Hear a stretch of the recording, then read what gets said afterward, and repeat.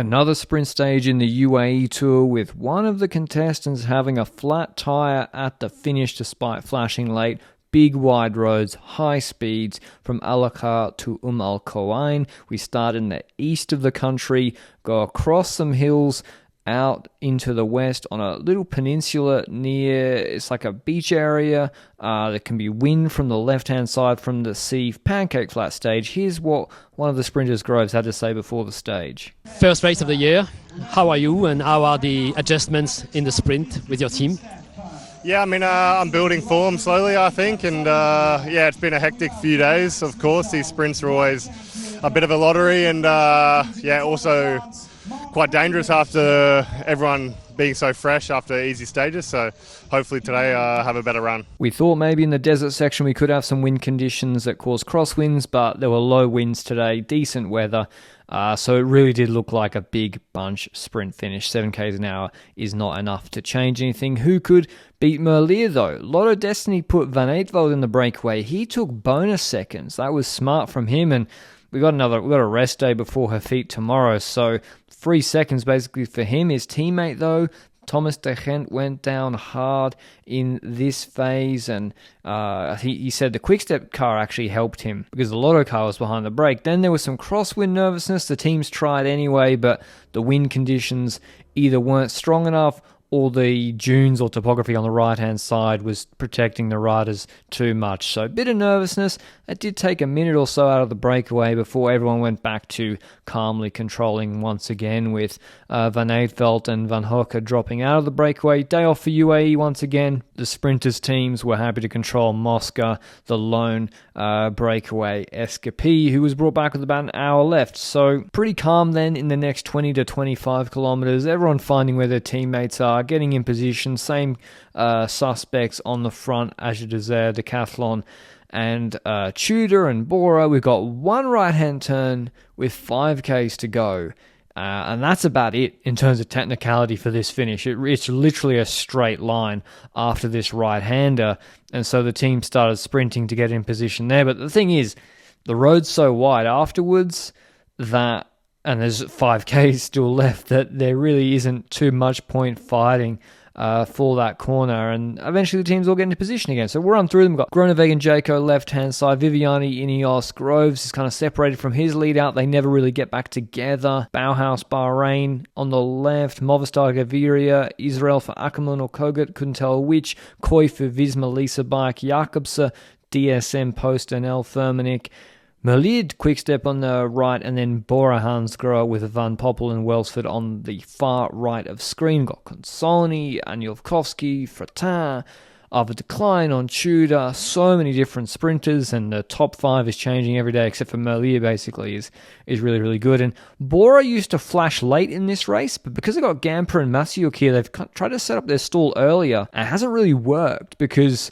they got waved over here by Astana, Kazakhstan with Saritsa the Bear running for Mercu and Cav, who you can just see behind the Bahrain train. It's the Bahrain train with JPP Arndt for Bauhaus, who really waved over Bora and put them in a back seat, which they never really get out of, on the bottom right of the sprint lead out here. And you can see the wind is coming from their left shoulder, decently strong enough to make a difference on flag watch, so you want to be on that protected right side. That's where Merlier's freewheeling in the wheel of Van Leeuwenberger here for half the time. Of all the sprinters in the last sprints, I reckon, don't have the data, but he's freewheeled so much in the last 3 kilometers.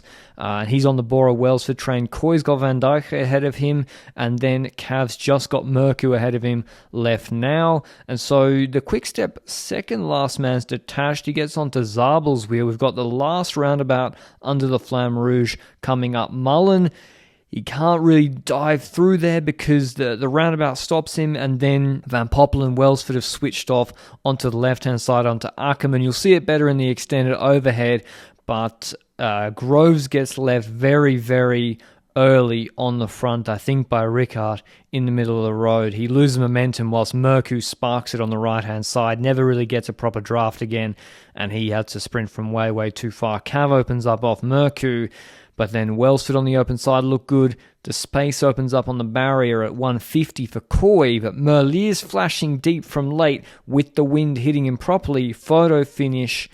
Really interesting sprint, this one, in terms of luck, positioning. Ryder's trying to do the same thing as before, and here you can see Coy's gone ahead of Van Dijk. He's on Cav's wheel, and Groves is having to sprint from here really, really early. It's impossible to win from that position, sprinting already in the wind, and Welsford's still got Van Poppel ahead of him. Merku opens up, and here Coy, he takes a risk, or he gets lucky a little bit, but you've got to be lucky sometimes. Cavendish opens up the space to the barrier, which was surprising, and that opens up the gap for Coy. Van Poppel is creating space to the left for Welsford to go through between Gaviria and Ackermann, and then Merlier follows Welsford through that hole ahead of the Movistar sprinter. So Welsford, you can just see the difference in kick between him and Merlier and the others. They really got that big boy power. Coy, perfect timing, super aero, really, really good positioning, and a good sprint as well.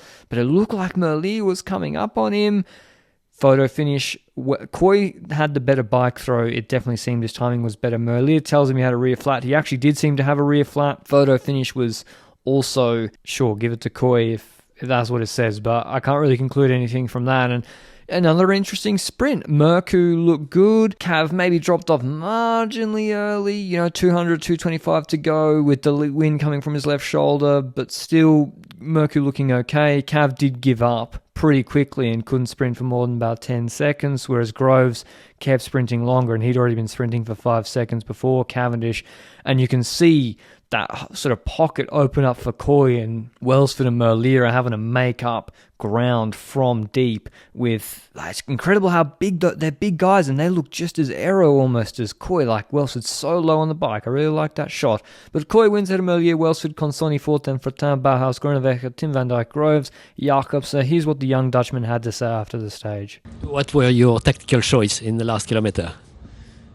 Yeah, never hit too much wind with the headwind, and yeah, just try to go, get in good position in the last roundabout. Yeah, I thought maybe I was a bit far, but then I could follow Mark Cavendish on the right, and yeah, luckily still a little gap, so I could pass. Last sprint of the UAE Tour tomorrow. If Merlier doesn't have a flat, he's going to be pretty difficult to beat, but maybe it's time for Welsford. He had a very strong sprint today, and I reckon he might win tomorrow. Until then, ciao.